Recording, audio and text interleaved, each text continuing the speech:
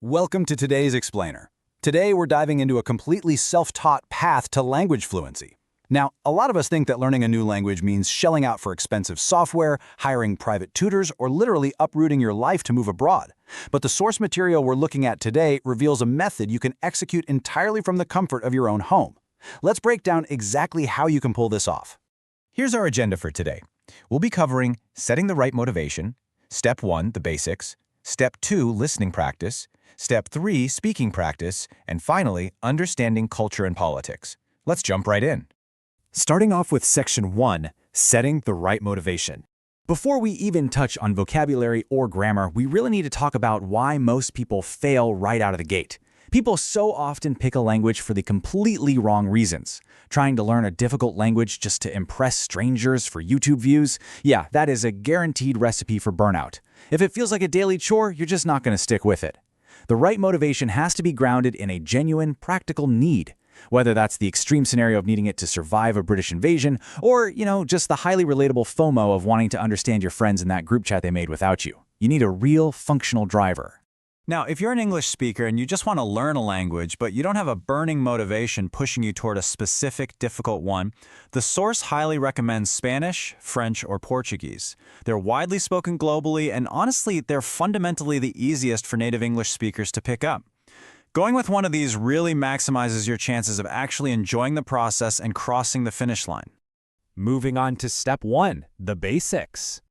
Okay, so dismiss the whole idea that you need a conversation partner or a tutor just to get started. Skip the endless rabbit hole of YouTube advice videos, and honestly, skip the gamified app lessons too. All you really need is a beginner textbook with practice exercises. Just grab a free PDF online or check one out from your local library and commit to spending a month doing those exercises. This brings us to a pretty shocking number, 12.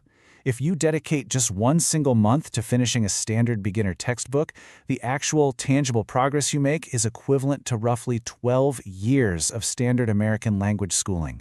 Or to put it another way, about 2 solid years of just tapping buttons on an app.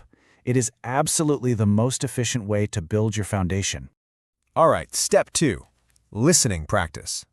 At this stage, your vocal cords are officially on vacation. The one and only goal here is to learn what the language is actually supposed to sound like out in the real world. So, the source outlines a highly specific video methodology so that native speakers don't just sound like total gibberish to you. First, add the magic word easy to your search queries. Second, turn on the video's auto captions in your target language so you can read along. But Step 3 is absolute law. Turn off the English subtitles. Seriously, by forcing your brain to use visual context clues to understand just 30% of a video, you'll naturally start picking up on the most common phrases.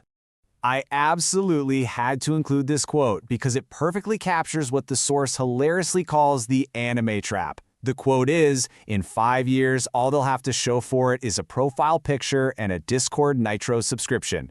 You see, so many people watch foreign media with English subtitles turned on, genuinely believing they're absorbing the language. But it's an illusion. Reading English yields 0 actual language skills. Don't fall into the trap.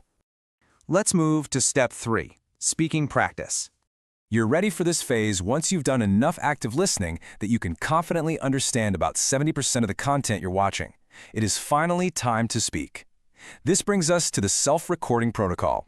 Now, to an outsider, this might look completely antisocial, but it's literally the secret weapon of the self-taught polyglot. You don't need a partner. Instead, just sit down and record yourself talking to a camera about your day. When you hit a wall and forget a word, don't panic. Just fill that blank with English and keep your momentum going. Later on, you watch the recording back, find those English gaps, and translate them using tools like DeepL or Reverso Context. You're basically mimicking a real conversation, but entirely on your own terms.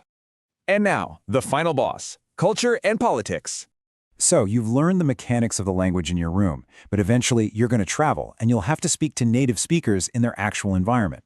Knowing vocabulary is practically useless if you're totally blind to the culture and politics shaping a country. Imagine flying to France expecting a peaceful romantic vacation, only to walk out of your hotel and run straight into hundreds of farmers driving tractors into the capital for a blockade. To a local, a creative protest like that is just a normal Tuesday, but to an uninformed traveler, it looks like utter chaos. To build this real-world cultural and political literacy, the source recommends a tool called Ground News. It aggregates sources to reveal media bias, shows exactly how the left, right, and center report things differently, and provides full coverage by comparing context across hundreds of global sources. It ensures you aren't falling victim to just one narrow narrative. Take a look at how the exact same event, those French farmer protests, gets framed totally differently depending on who is doing the reporting. Left-leaning publications might describe the protesters as strong, revolutionary heroes. Meanwhile, right-leaning publications frame those exact same people as angry manure-slinging traffic blockers. Being aware of how these events are framed is absolutely essential for truly understanding the culture you're stepping into. For example, looking at the bias distribution of 306 different sources covering those French farmer protests, you can see how the coverage breaks down across the political spectrum. Seeing this kind of macro-level data helps a language learner grasp the full scope of a country's internal political conversations before they even step foot off the airplane. Features like bias distribution charts, source factuality ratings, publication ownership data, and browsing international editions, they basically act as a cheat code for cultural fluency. It prevents you from looking completely confused when you finally strike up a conversation with the locals. You won't just know their language, you'll actually know their world. So you now possess the exact tools to learn the mechanics of any language entirely alone, from picking the right textbook to recording yourself speaking. But fluency isn't just about passing a grammar test, right? It's about connection. So the real question is, are you ready to go beyond the vocabulary, dive into the culture, and truly understand the world that speaks it?